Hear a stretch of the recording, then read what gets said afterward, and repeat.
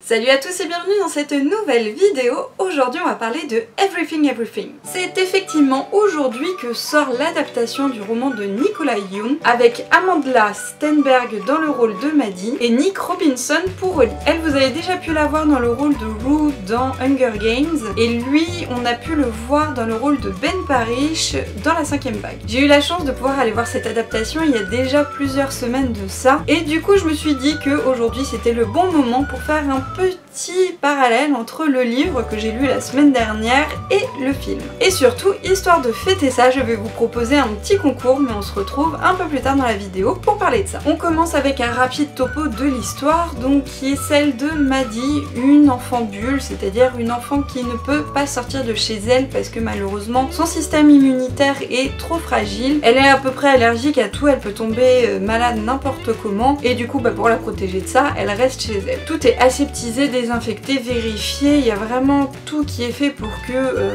rien ne puisse l'atteindre. Et du coup elle suit des cours à domicile, elle a une grande bibliothèque, elle a une belle pièce avec plein de fausses plantes mais assez réaliste pour lui donner l'impression un peu d'être en extérieur. Elle s'est fait à cette vie là, elle a donc sa mère qui est médecin en plus et qui prend soin d'elle au quotidien, elle a sa nounou qui est une amie aussi, et puis elle a internet, elle a un blog de lecture notamment, sauf que toute cette petite vie va être chamboulée le jour où Holly emménage dans la maison d'à côté. Alors ma grosse impression en fait pour faire le parallèle entre le livre et le film, c'est que l'adaptation est super bien faite. Tout était quand même relativement frais au moment de lire le livre parce que vraiment le film je l'avais vu je crois 15 jours avant ou peut-être 3 semaines, mais vraiment quand même une date assez proche. Donc j'avais vraiment tous les détails en tête et je vous assure il manque pas grand chose entre le livre et le film. Évidemment ils ont rajouté des choses dans le film, ils en ont enlevé un petit peu par rapport au livre, ça reste une adaptation, mais dans l'histoire en elle-même, les personnages, ce qu'on apprend d'eux, quasiment tout y est. Et je trouve même que pour le film c'est assez sympa parce qu'ils ont rajouté un petit peu plus de Holly dans l'histoire, dans le sens où quand ils communiquent en fait tous les deux ils sont à la fenêtre de leur chambre et en fait on le voit un petit peu plus dans le film, je trouve, la manière dont c'est représenté, on a un petit peu plus l'impression qu'il intervient dans l'histoire alors que dans le livre évidemment c'est uniquement du point de vue de Maddie. Donc ça c'est vraiment un plus. Pour les deux je regrette un tout petit peu de ne pas en savoir plus sur Holly parce que vraiment ça reste du point de vue de Maddie, on a son histoire à elle et ce qu'elle apprend en fait sur son histoire à lui, mais j'aurais aimé avoir un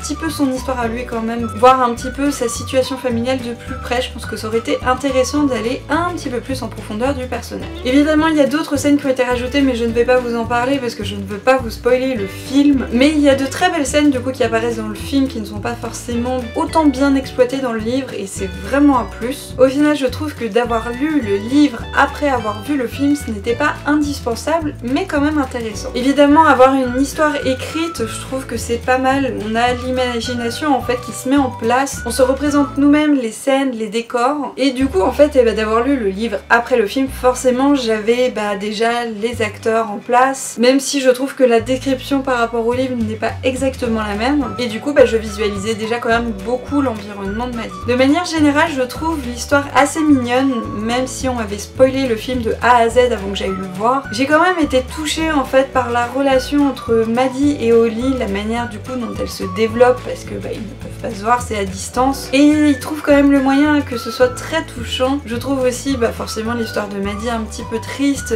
mais on se rend compte rapidement que c'est un personnage qui est quand même très positif. Elle a grandi dans cette atmosphère mais reste quand même très positive au quotidien et je trouve que c'est assez mignon aussi. Du coup je vous conseillerais quand même plutôt, si vous avez envie de découvrir les deux formats, de d'abord lire le livre et ensuite d'aller voir le film. Il y a des fois où c'est pas trop grave en fait de faire l'inverse parce qu'on en découvre plus dans le livre, mais comme là je trouve que c'est pas spécialement le cas, il vaut mieux d'abord lire l'histoire pour la découvrir un peu nous-mêmes dans notre imaginaire et ensuite avant de voir l'adaptation pour voir ce qu'ils en ont fait et qui est très très bien réussi. Et on passe maintenant au concours pour fêter la sortie de l'adaptation du roman et en effet quand je suis allée voir le film j'ai eu des petits cadeaux que je vous propose de remporter et surtout que je vais vous montrer maintenant. Tout d'abord il y a ce sac à dos en fait qui est bleu avec des anses, avec donc Everything décrit dessus. Et alors, qu'y a-t-il dedans? Tout d'abord, un petit t-shirt, c'est un t-shirt court, je tiens à préciser, donc aux couleurs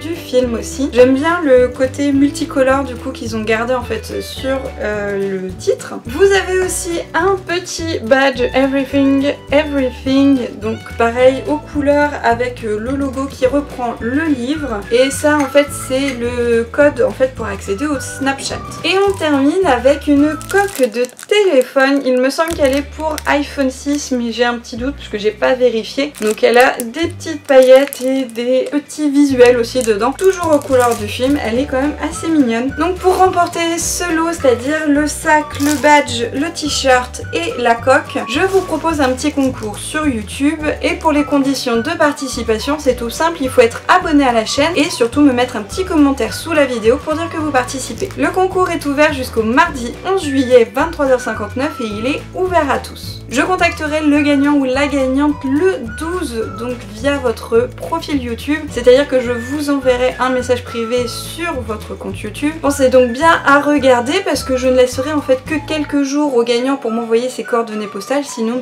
il y aura un autre gagnant. Vous pouvez retrouver toutes les conditions de participation en dessous de la vidéo si vous n'êtes pas sûr d'avoir tout bien compris. J'espère en tout cas que ça vous plaît, je vous souhaite bonne chance pour ce concours et je vous dis à la prochaine pour une nouvelle vidéo. Salut à tous!